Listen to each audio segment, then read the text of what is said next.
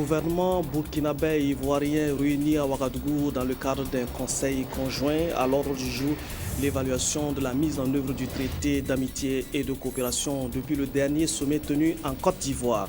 À partir de ce mois de juillet, la Nationale des eaux applique de nouveaux tarifs sur votre consommation d'eau. Pas de changement véritable sur la facture, contrairement à la dernière revue quinquennale qui avait revu les prix à la hausse. Un magazine scientifique qui ambitionne de diffuser l'information sur la science et la recherche, Science Campus Info se propose de faire écho des résultats de recherche et des travaux d'étudiants en fin de cycle.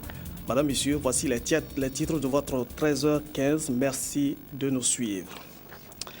Les premiers ministres Luc Adolphe Thiaw et Daniel Kablan-Denka ont co-présidé ce matin à un conseil de ministres conjoint. Cette rencontre bilatérale se veut faire le point de la mise en œuvre du traité d'amitié et de coopération depuis le 3e sommet tenu en Côte d'Ivoire. Ce conseil va surtout permettre aux parties burkinabè et ivoiriennes de s'accorder sur 28 projets. La signature des différents accords interviendra demain au cours de la conférence au sommet co-présidée par les présidents Compaoré et Ouattara. Reportage de Drissa Seri.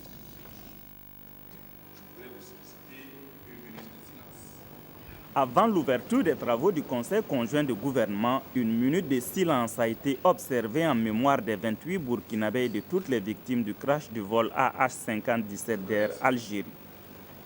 Après avoir souhaité la bienvenue à son homologue ivoirien Daniel Kablan-Denka et la forte délégation qui l'accompagne, Béon Luc Adolphe Thiaw a salué l'excellence de la coopération entre la Côte d'Ivoire et le Burkina Faso et l'esprit dans lequel se tient cette 4e conférence au sommet. 6 années de mise en œuvre du traité d'amitié et de coopération ont permis de réaliser de nombreux acquis dans plusieurs domaines: infrastructures routières et ferroviaires, énergie, diplomatie, économie, défense, sécurité, formation professionnelle. À la suite du bilan d'étape des 22-23 mai 2014, les deux gouvernements se retrouvent pour parachever les actions entreprises et donner une nouvelle impulsion au traité d'amitié et de coopération. Au cours de la présente rencontre, il nous faut résolument, comme de par le passé, continuer notre progression vers davantage de convergence pour le bonheur de nos deux peuples. Pour ce faire, je souhaite que se présente l'évaluation à ce jour de l'état de mise en œuvre des décisions et recommandations issues de la 3e conférence au sommet. Il s'agit particulièrement des décisions et recommandations relatives surtout aux infrastructures routières et ferroviaires, à l'approvisionnement régulier du Burkina Faso en énergie électrique et en hydrocarbures par la Côte d'Ivoire, à l'élaboration et la mise en œuvre du programme de facilitation du commerce de transit et de transport sur le corridor Abidjan-Ouagadougou, à la lutte contre la traite transfrontalière des enfants entre nos deux pays, à la matérialisation de nos frontières. La question du Mont Péco appelle de notre part une décision qui respecte bien sûr les lois de la Côte d'Ivoire et aussi la situation des personnes concernées. Cette rencontre au sommet se tient dans un contexte favorable pour la Côte d'Ivoire qui présente des indicateurs économiques au vert. Pour le chef du gouvernement ivoirien, ce sera l'occasion de donner un coup d'accélérateur aux relations d'amitié à travers la mobilisation des ressources pour réaliser le bien-être des populations. À l'entame du Conseil conjoint, c'est une double satisfaction qui se dégage côté ivoirien. Des progrès notables ont été réalisés dans la mise en œuvre des projets et sur le chemin de la croissance économique. L'économie ivoirienne a retrouvé sa vitalité. Le secteur financier est de nouveau opérationnel et, avec les nouvelles réformes, devrait être aussi en plein effort. C'est dans ce contexte très favorable que la Côte d'Ivoire veut mettre ses importantes potentialités au service du raffermissement de la coopération ivoiro-burkinabé. Il me plaît de rappeler que le Burkina Faso figure parmi les 10 premiers clients de la Côte d'Ivoire. En effet, les exportations ivoiriennes à destination du Burkina Faso en 2013 se sont élevées à 239 milliards de francs CFA. Quant aux importations ivoiriennes en provenance du Burkina Faso, même si elles sont plus faibles, elles ont quand même décuplé pour atteindre 16 milliards de francs CFA en 2013. Le Conseil conjoint du gouvernement devrait finaliser 28 projets à soumettre à la signature des chefs d'État qui vont présider ce 31 juillet la conférence au sommet du traité d'amitié et de coopération. L'entente ivoiro-burkinabé est propice au commerce et aux affaires dans l'espace du traité de coopération. Exemple, depuis quelques années, des entrepreneurs burkinabés ont trouvé en Côte d'Ivoire un espace d'investissement et de développement et d'extension de leurs activités. Zoom sur quelques initiatives à travers ce reportage que nous propose Ernest Kambiré. Avenue Kwame Nkrumah ou le quartier des affaires à Ouagadougou. Il est 8h30 dans la capitale burkinabé. Et comme souvent, Mohamed Sogli rejoint ses bureaux par la plus belle avenue de Ouagadougou.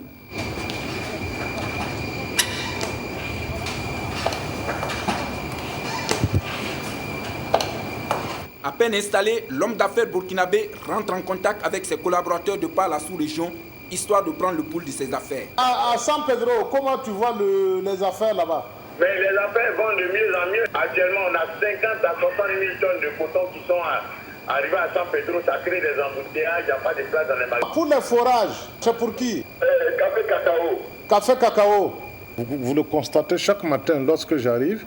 Nous prenons effectivement des informations pour avoir la situation et voir au clair où avancent nos affaires.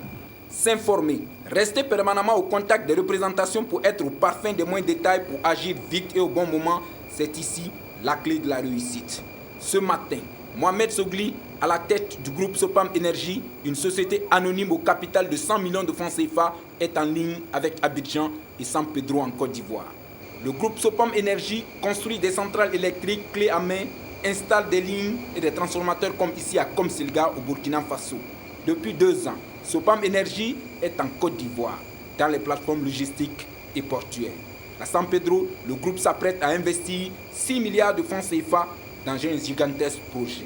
Actuellement, nous sommes en train de nous investir au niveau du port de San Pedro, donc pour la construction d'une plateforme logistique qui serait composée de magasins et effectivement de chariots élévateurs, de grues pour recevoir effectivement les marchandises telles que le café, cacao et du coton et autres. Investir dans ce vaste chantier qu'est la Côte d'Ivoire d'après-crise, tout un challenge pour cet homme d'affaires burkinabé diplômé en finance de l'université de Ouagadougou. Aujourd'hui, c'est devenu serein et notre coopération avec la Côte d'Ivoire nous permet effectivement de nous retrouver là-bas. Donc nous sommes accueillis correctement en Côte d'Ivoire. Notre gouvernement a œuvré énormément pour le retour de la paix donc, en Côte d'Ivoire. Cela fait qu'ils sont très très reconnaissants. La Côte d'Ivoire d'aujourd'hui est avide d'investisseurs, tant les besoins sont énormes. Besoin de se reloger ou de reconstruire. Et dans ce vaste chantier de développement, Mohamed Sogli n'est pas le seul homme d'affaires burkinabé à investir dans ce pays voisin. Beaucoup d'autres entrepreneurs burkinabés sont en Côte d'Ivoire, des centaines, voire des milliers. À 34 ans, Ali Porgo joue dans la cour des grands. Le jeune entrepreneur est en Côte d'Ivoire depuis 3 ans où il a déjà investi plus de 2,5 milliards de francs CFA. Sa société Alliance Eco livre en Côte d'Ivoire du matériel immobilier, informatique et bureautique. Sur le domaine de l'informatique, on a livré beaucoup de matériel informatique en Côte d'Ivoire et avec les matériels de construction.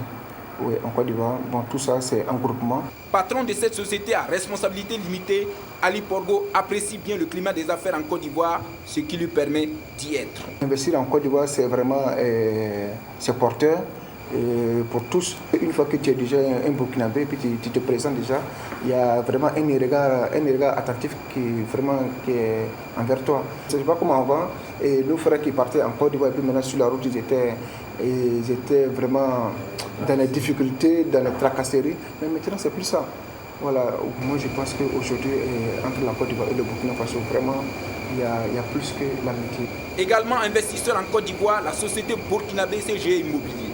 Dans le district d'Abidjan, CGE Immobilier a acquis un terrain de plus de 90 hectares pour la construction de 3000 logements.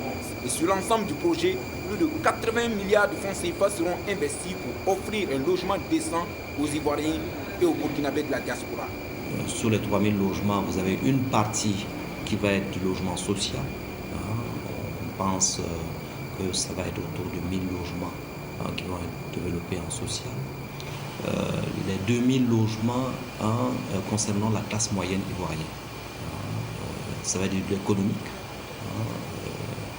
et de l'économique plus. Ces affaires ont besoin d'un bon environnement sécurisé Et c'est le cas de la Côte d'Ivoire. Aujourd'hui, ils ont un grand chef d'État, un grand président qui est Alassane Ouattara, qui est connu du monde économique, qui rassure, qui rassemble et qui a une très grande ambition pour son pays. Et nous, personnellement, on n'a pas eu de mal à nous installer en Côte d'Ivoire. Ce qu'on peut dire, le label burkinabé est quand même important parce que les Burkinabés sont vus comme des gens sérieux, des gens intègres. Et ça, je pense que c'est un peu l'image que notre président a donnée en Côte d'Ivoire. À l'unanimité, le milieu d'affaires burkinabé attend beaucoup des sommets et rencontres de haut niveau qui se tiennent dans le cadre du traité d'amitié et de coopération pour peu qu'il en découle des conclusions et mesures concrètes à même d'apporter une stabilité durable, conditions nécessaires pour investir sur le terrain. Autre sujet d'actualité, l'ONEA annonce de nouveaux tarifs sur l'eau. La nouvelle politique de prix s'applique dès ce mois de juillet. Si les 5 dernières années ont été caractérisées par une évolution à la hausse des tarifs, la politique tarifaire de 2014 n'introduit pas grand changement sur la facture d'eau. Les explications de Evelyne Touboum Dabiré. L'information principale donnée à cette conférence de presse par l'ONEA, l'Office national de l'eau et de l'assainissement, est la mise en application de la nouvelle politique tarifaire. En ce qui concerne cette politique tarifaire qui a été adoptée par le gouvernement, je dirais qu'elle se caractérise par le maintien du tarif au niveau des bornes fontaines, c'est sans changement. Tous ceux qui sont sur la première tranche, c'est sans changement, nous ne les avons pas changés. La redevance n'a pas changé, les taxes n'ont pas changé.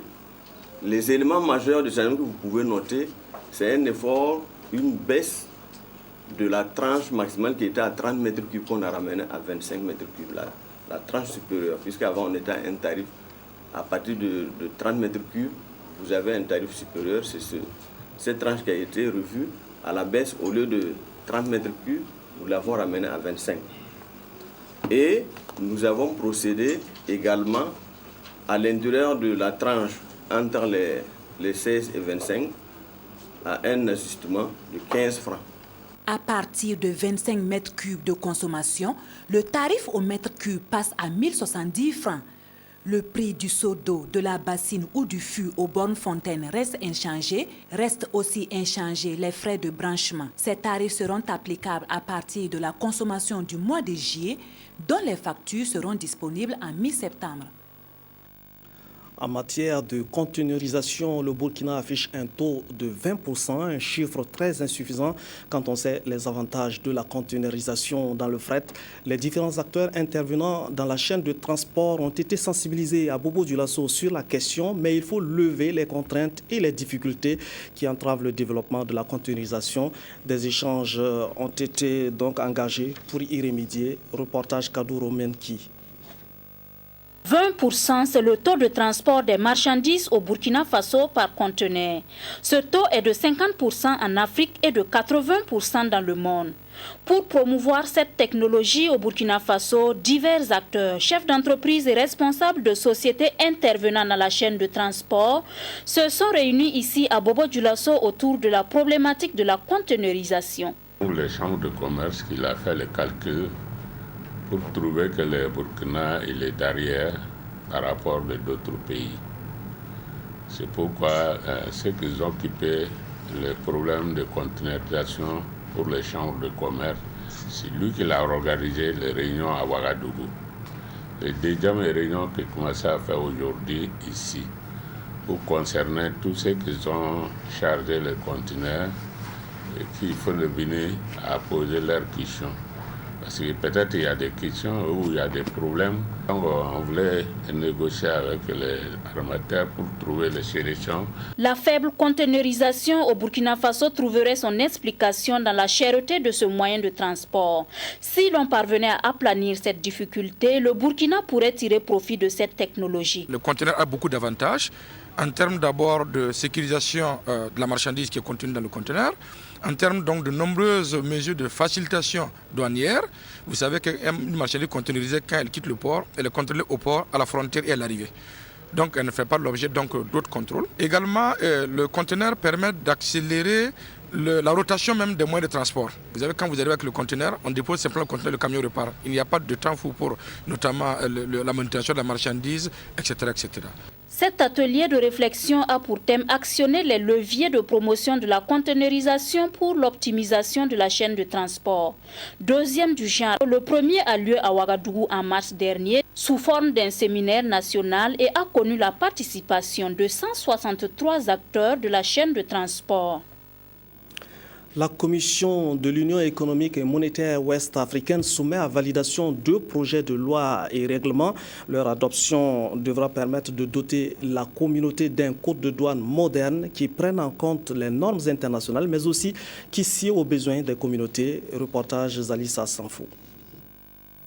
L'Union économique et monétaire ouest-africaine UEMOA s'active ici à valider son nouveau code des douanes.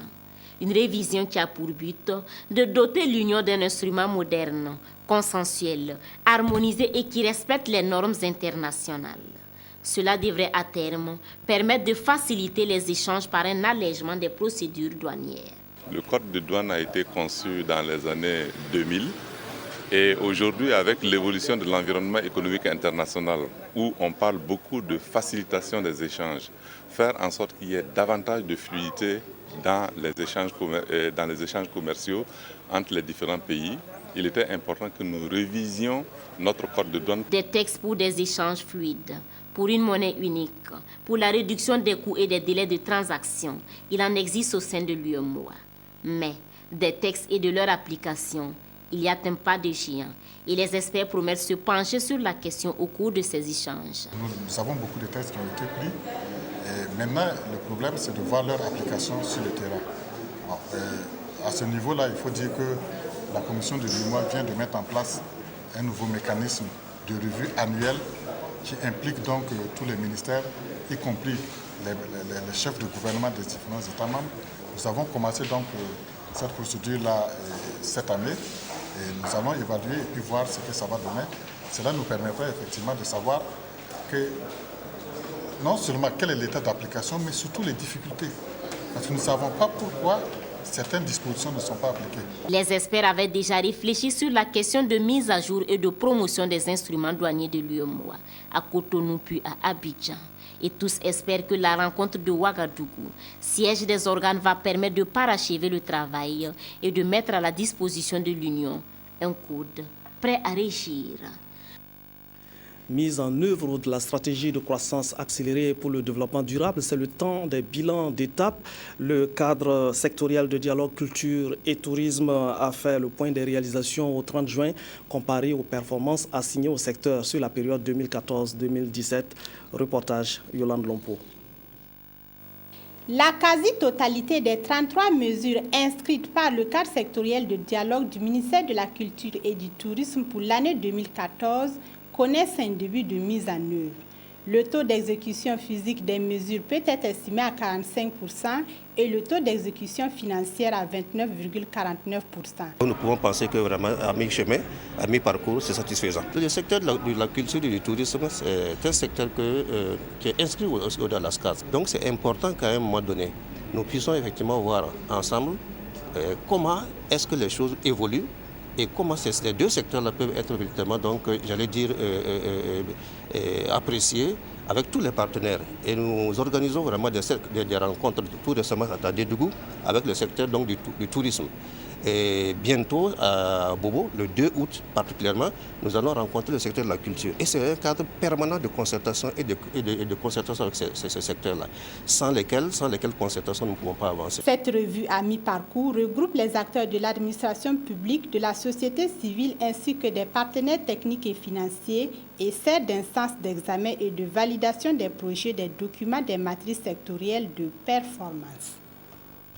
Un magazine se donne l'ambition de parler de la science et de diffuser les travaux de fin de cycle des étudiants et surtout les résultats de recherche. Science Campus Info vient de présenter son premier numéro, Claudine Bikaba. Un nouveau magazine vient de voir le jour. Dénommé Science Campus Info, son premier numéro présenté à la presse traite de multiples sujets dont l'espace, la technologie et les universités. L'objet de ce point de presse est de présenter donc le numéro 001 au lecteur et faire savoir donc à tous ceux qui veulent s'informer sur l'actualité de la science, sur l'actualité des universités, que le journal Science Campus Info est disponible. Le public cible de Science Campus Info, c'est les étudiants, les chercheurs et tous ceux qui veulent se cultiver à travers les travaux de recherche qu'il se chargera de divulguer. Science Campus Info est là pour informer tout le monde. Science Campus Info est là pour que les chercheurs soient entendus. Science Campus Info est là pour que l'expression des étudiants en fin de cycle soit diffusée. Science Campus Info se veut être un magazine professionnel. Pour cela, tout travail de recherche ou de fin de cycle des étudiants ne sera diffusé que lorsqu'il sera validé par un conseil scientifique. Les dodos n'ont pas manqué le rendez-vous du Ramadan. Le carnaval dodo a mobilisé à l'occasion 10 groupes à l'initiative de l'association des ensembles dodo de Ouagadougou. Le public était également mobilisé à la Maison du Peuple pour voir le sacre du secteur 11. Reportage Bachirou Doussa Yumandia et Zalissa Sanfo. Au rythme des tam-tams, entre chants et danses, ces dodos valorisent la culture burkinabé. Cela est aussi perceptible à travers l'incarnation des faits et gestes d'un animal sauvage qui met en exergue la relation existante entre l'homme et la nature. Comme chaque année, au soir du Ramadan, c'est un public mobilisé qui a envahi la cour de la Maison du Peuple. Moi-même, j'ai dansé le dodo dans les années 1979-80. Je suis né à Larlé. Le dodo a été valorisé par ces messieurs de Larlé, alors par un vieux qu'on appelait Goham à son temps. Alors en 1979, quand on a commencé à danser le dodo, on s'est intéressé comme ça. Que ce même dodo, il y a des carnavals qu'on voit en Europe un peu partout, qu'on peut aussi initier nos dodos, aller en Europe et puis essayer de valoriser la chose. Au compteur, 44 années d'expérience.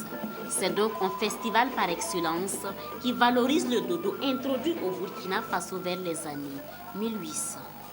Cette année, on a essayé d'organiser pour que les enfants puissent se donner, parce que chaque fois que vous les voyez en scène, ils n'ont pas...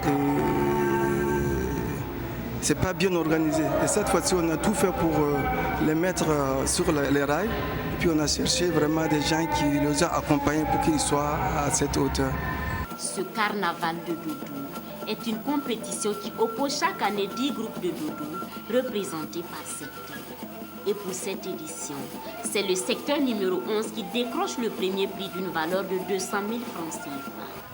Des résultats qui ne sont prononcés qu'au lendemain de la compétition pour éviter d'éventuelles frustrations, selon les organisateurs. Voilà, c'est la fin de cette édition. Merci de votre fidélité au programme de la RTV.